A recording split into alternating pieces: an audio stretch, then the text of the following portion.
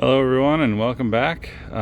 Today's video is going to be about my 1-year review of a 98 Jeep Grand Cherokee or Jeep Cherokee Sport with a 4.0. I made a little list from when I purchased this.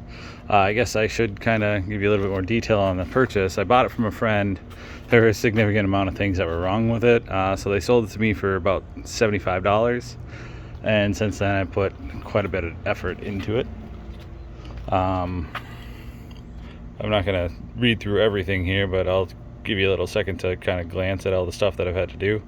The biggest issues with this when I first purchased it was that, well, let's see here. The leaf spring in the back was completely shot on the passenger side over here.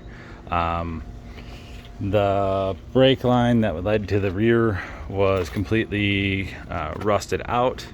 And let's see here, what else? The exhaust, where the exhaust manifold would have been, actually had rusted completely off and fallen out. I mean, overall, I did put quite a bit of time and effort into this Jeep. It's seen the better days. But I would say that, I genuinely enjoy driving this Jeep. I actually also put some hijack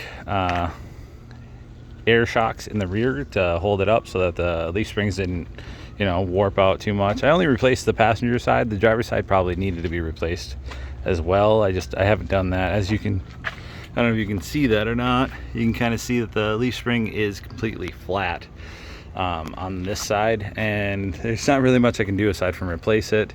Driver's side front shock probably needs to get replaced too. Let's see here. I also ended up having to buy a key fob replacement for it, but I mean, the RKE board was about like $122. But overall, I would say that everything that I've done with this Jeep has been, fairly cheap, and over the course of about 1.5 to 2 years.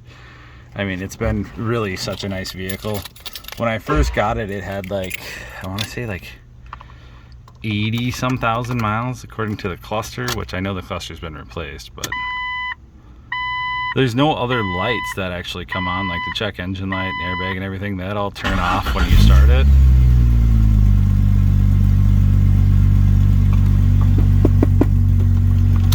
One of the other bigger issues that I've run into is I've noticed that with this specific vehicle, there's been a couple of issues with electrical stuff, which is primarily like grounding issues, which, I mean, I don't necessarily think it's the vehicle itself. I think it actually has to do with the fact that it's been, well driven. I think it actually, to tell you the truth, really has over 200,000 miles on it. Let's see here. When I first got it, I noticed that there was a couple of other things that were, kind of quirks about it, like the fact that the driver's seat was completely broken, which I don't even know how that happens. Let's see here. So I bought it for like $75. I had somebody follow me across town, which was only like 2 miles, and that's the sad part, is that I needed somebody to follow me because the brakes were just completely gone. Like, you press the brake pedal and squirt all of the .3 brake fluid completely out from the front, because it had the line that led from the master cylinder all the way to the rear brakes, which this is drum brakes in the rear, and it's got calipers in the front. The drum brakes basically wouldn't work at all. I had to replace the wheel cylinders in the drum brakes, which, I mean, I wouldn't say it was too bad. It was fairly easy, fairly straightforward. The hardest part that I would say for fixing this vehicle itself would have been replacing that leaf spring on the passenger side rear. Like, it took forever because I had to cut it out because the bolts had rusted just enough for it to make it so that it was not going to come out in one straight go. I would say that this specific vehicle, although it's got, quite a bit of miles, and there were a number of things that I had to fix on it, and I can show you that again. Yeah, like I said, there's quite a number of things that I had to fix cost-wise and everything. I only have probably 1,500 if I include all of the parts and everything that I had to pay for, or not the parts, the tools and everything, like some specialty tools and things like that I had to pay for in order to get it up and running. I would say it's a fairly good vehicle. I think I was averaging about 22 miles to the gallon on highway when I was driving it.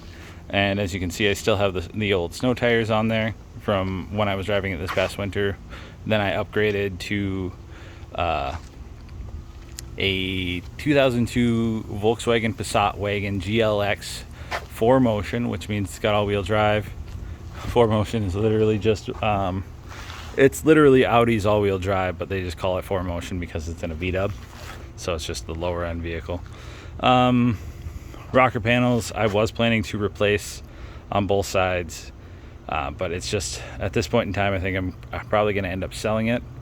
I'll try to let you guys know exactly how much I end up selling it for, but I will say this, that my 5-year-old son was overly enthusiastic about being able to drive in the Jeep just because he likes bigger vehicles like trucks and everything like that. One of the things that I would say it was kind of a little bit of a concern when I first got it was the fact that I didn't know if the 4-wheel drive actually worked on it. But then I later found out that it did when I talked to my neighbor who actually does 4-wheel servicing for his job. Let's see here. With how I got it and the condition that I got it in to the condition that it's in now, that I can actually drive it down like the highway and not have any concern in the world about this thing. I mean, it was definitely a lot of work. I put way more effort into it than I really should have, but it is a Jeep, and Jeeps really deserve to be on the road and being able to be going off-roading without having, any kind of an issue, which is really, really nice. So yeah, I mean, I'll let you guys know how much I end up selling this thing for. Anyway, until next time, see you later.